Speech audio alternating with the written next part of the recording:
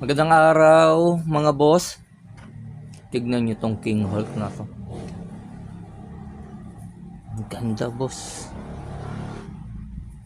Actually boss, ano rin ako, Hulk collector ako no. Pero hindi ako nagkaroon yan.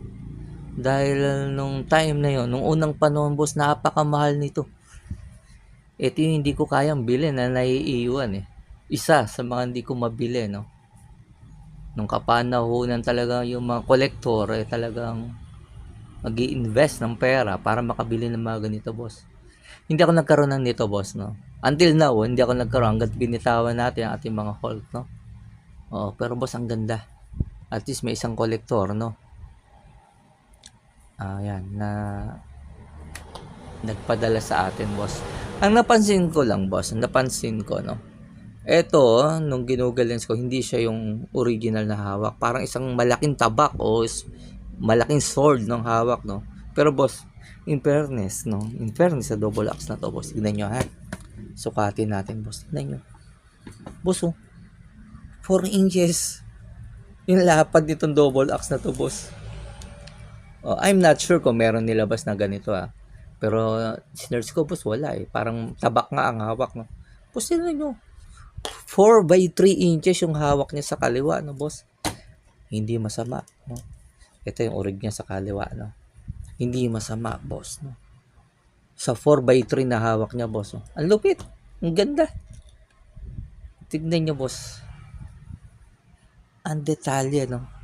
Check natin, boss, no? Check natin, okay? Yung mukha, boss. Dito. Okay, boss? Yan. Although, by design siguro, hindi ganun kaigpit, no? By design.